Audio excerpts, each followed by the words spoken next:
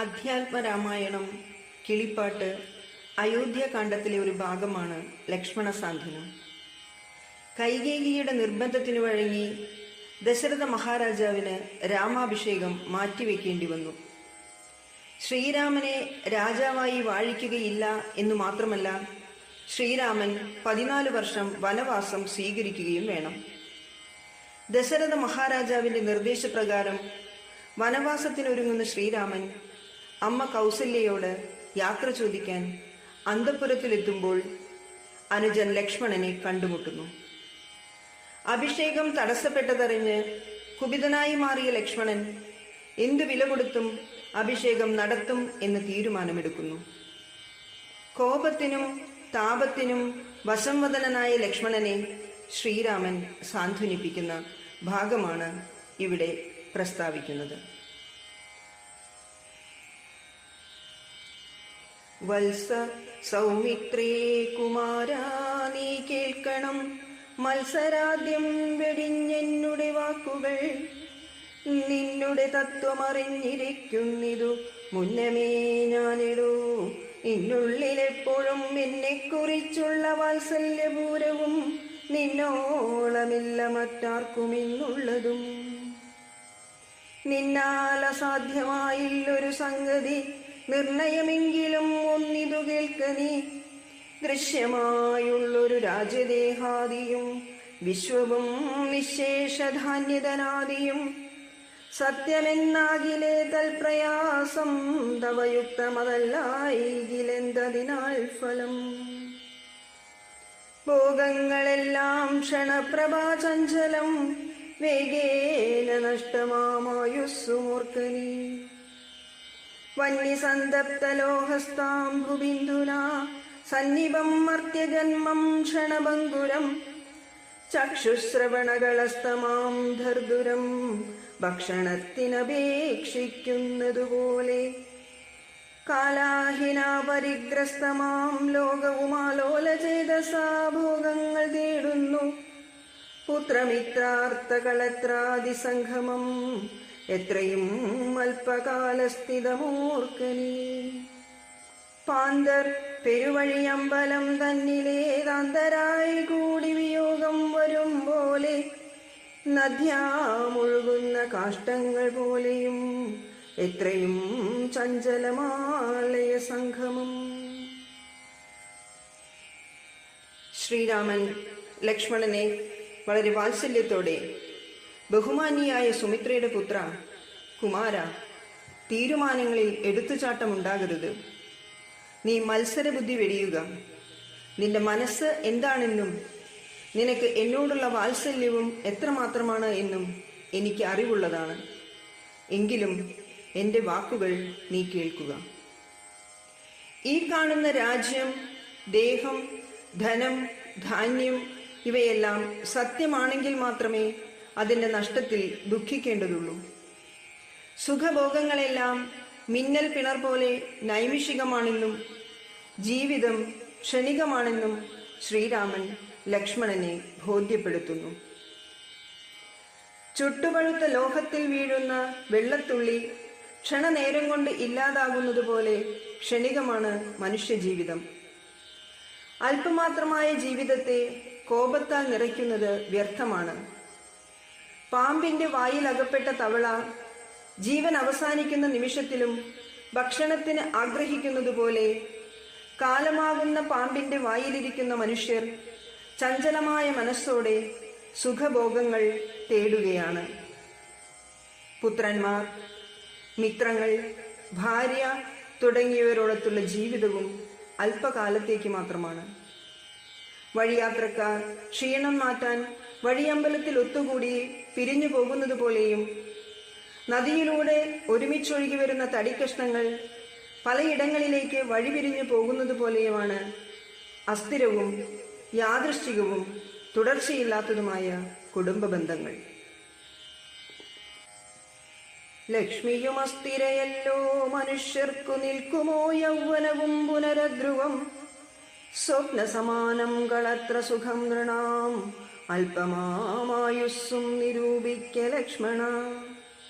രാഗാതിസങ്കുലമായുള്ള സംസാരമാകെ നിരൂപിക്കൽ സ്വപ്നതുല്യം സഖേ. ആയുസ്സു പോകുന്നതേതും അറിവില്ല, മായാസമുദ്രത്തിൽ മുങ്ങിക്കിടക്കയാൽ. വാർദ്ധക്യമോടു ജരാനരയും വന്നു ചീർത്തമോഹേന മരിക്കുന്നിതു ചിലർ.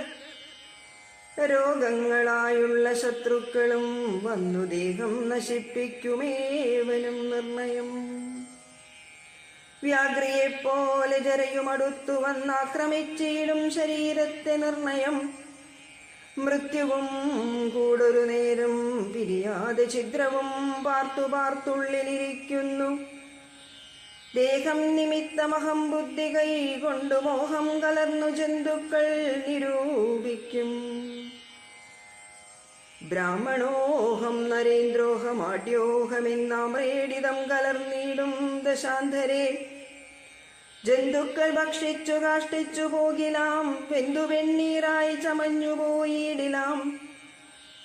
മണ്ണിനു കീഴായി കൃമികളായി പോകിലാം, നന്നല്ല ദേഹം നിമിത്തം മഹാമോഹം. ത്വങ്മാംസരക്താസ്ത്രിവിൺമൂത്രരേതസാം സമ്മേളനം പഞ്ചഭൂതക നിർമ്മിതം. മായാമയമായി പരിണാമിയായോരു കായം വികാരിയായുള്ളോ നിതദ്രുവം. ഐശ്വര്യവും യൗവനവും മനുഷ്യനെ സംബന്ധിച്ചിടത്തോളം അസ്ഥിരമാണ്. ദാമ്പത്യ ബന്ധവും ക്ഷണനേരം കാണുന്ന സ്വപ്നം പോലെയാണ്. രാഗം, ദ്വേഷം ഇവയൊക്കെ ഇടകലർന്ന ഈ ജീവിതവും സ്വപ്നം പോലെ തന്നെ. ദേഹത്തെക്കുറിച്ചുള്ള അഭിമാനമാണ് മനുഷ്യനെ അഹങ്കാരിയാക്കുന്നത്. മനുഷ്യർ മായാസമുദ്രത്തിൽ മുങ്ങിക്കിടക്കുന്നതുകൊണ്ട് ആയുസ് പോകുന്നത് അറിയുന്നില്ല. വാർദ്ധക്യവും ജരാനരയും രോഗങ്ങളും വന്ന് ദേഹത്തെ നശിപ്പിക്കുമെന്ന് നീ അറിയണം. അതുപോലെ മൃത്യുവും ഒരു നേരം പോലും പിരിയാതെ മനുഷ്യരുടെ കൂടെയുണ്ടെന്ന് ധരിക്കുക. ഞാൻ ബ്രാഹ്മണനാണ്, ഞാൻ രാജാവാണ്, ഞാൻ ആഢ്യനാണ് എന്നൊക്കെ മനുഷ്യർ ആവർത്തിച്ചു പറഞ്ഞിരിക്കുന്ന സമയത്ത് മരണം വന്നെത്തുന്നു. ജീവനില്ലാത്ത ശരീരം ജന്തുക്കൾ ഭക്ഷിച്ച് കാഷ്ടിച്ചു പോകും, അല്ലെങ്കിൽ വെന്തു വെണ്ണീറായി പോകും. അതുമല്ലെങ്കിൽ മണ്ണിനടിയിൽ കിടന്ന് കൃമികളായി മാറും. അതിനാൽ ശരീരത്തോടുള്ള അതിമോഹം നന്നല്ല. ത്വക്ക്, മാംസം, രക്തം, അസ്ഥി, മലം, മൂത്രം, രേതസ് എന്നിവ കൊണ്ടും പഞ്ചഭൂതങ്ങളാലും നിർമ്മിതമായ ശരീരം എപ്പോഴും മാറ്റത്തിന് വിധേയമായി കൊണ്ടിരിക്കുന്നു. ദേഹാഭിമാനം നിമിത്തമായുണ്ടായ മോഹേന ലോകം ദഹിപ്പിപ്പതിന്നു നീ മാനസതാരിൽ നിരൂപിച്ചതും തവജ്ഞാനമില്ലായെന്നറിക നീ ലക്ഷ്മണ. ദോഷങ്ങളൊക്കവേ ദേഹാഭിമാനിനാം ദോഷേണ വന്നു ഭവിക്കുന്നതോർക്ക നീ. ദേഹോഹമെന്നുള്ള ബുദ്ധി മനുഷ്യർക്കു മോഹമാതാവാം അവിദ്യയാകുന്നതും. ദേഹമല്ലോർക്കിൽ ഞാനായതാത്മാവെന്നു മോഹേകഹന്ത്രിയായുള്ളതു വിദ്യകൾ. സംസാരകാരിണിയായ അവിദ്യയും സംസാരനാശിനിയായതു വിദ്യയും. ആകയാൽ മോക്ഷാർത്ഥിയാകൽ വിദ്യാഭ്യാസമേകാന്തചേതസാ ചെയ്ക വേണ്ടുന്നതും. തത്ര കാമക്രോധലോഭമോഹാദികൾ ശത്രുക്കളാകുന്നതെന്നും അറിക നീ. മുക്തിക്കു വിഘ്നം വരുത്തുവാൻ ഇത്രയും ശക്തിയുള്ളോന്നതിൽ ക്രോധമറികിടോ. മാതാപിതൃഭ്രാതൃമിത്ര സഖികളെ ക്രോധം നിമിത്തം ഹനിക്കുന്നിതു പുമാൻ. ക്രോധമൂലം മനസ്താപമുണ്ടായി വരും, ക്രോധമൂലം നൃണാം സംസാരബന്ധനം. ക്രോധമല്ലോ നിജധർമ്മക്ഷയകരം, ക്രോധം പരിത്യജിക്കേണം ബുധജനം. ദേഹാഭിമാനം നിമിത്തമുള്ള മോഹത്താൽ ഈ ലോകത്തെ ദഹിപ്പിക്കുവാൻ ലക്ഷ്മണ നീ ചിന്തിച്ചത് അജ്ഞാനം കൊണ്ടാണ്. ദേഹത്തെക്കുറിച്ച് ഊറ്റം കൊള്ളുന്നവർക്ക് രോഷം കൊണ്ടാണ് ദോഷം വന്നു ചേരുന്നത്. ദേഹം മാത്രമാണ് ഞാൻ എന്ന ചിന്ത മനുഷ്യർക്ക് മോഹമുണ്ടാക്കുന്ന അവിദ്യയാണ്. ഞാൻ ദേഹമല്ല ആത്മാവാണെന്ന ബോധമാണ് മോഹത്തെ ഇല്ലാതാക്കുന്ന വിദ്യ. ജീവിത ദുഃഖങ്ങൾക്ക് കാരണമാകുന്നത് അവിദ്യയും ജീവിത ദുഃഖത്തെ നശിപ്പിക്കുന്നത് വിദ്യയുമാണ്. അതുകൊണ്ട് മോക്ഷം ആഗ്രഹിക്കുന്നുണ്ടെങ്കിൽ ഏകാഗ്രതയോടെ വിദ്യ അഭ്യസിക്കണം. കാമം, ക്രോധം, ലോഭം, മോഹം തുടങ്ങിയവയാണ് ശത്രുക്കൾ എന്നറിയണം. കാമ, ക്രോധ, ലോഭമോഹങ്ങളിൽ മോക്ഷത്തിന് തടസ്സം നിൽക്കുന്നത് ഏറ്റവും ശക്തിയുള്ളത് ക്രോധത്തിനാണ്.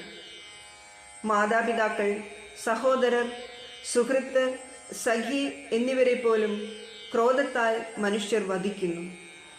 ദുഃഖത്തിനും ധർമ്മക്ഷയത്തിനും കാരണമാകുന്നത് ക്രോധമാണ്. അതിനാൽ ക്രോധം ഉപേക്ഷിക്കണമെന്നാണ് ശ്രീരാമൻ ലക്ഷ്മണനെ ഉപദേശിക്കുന്നത്.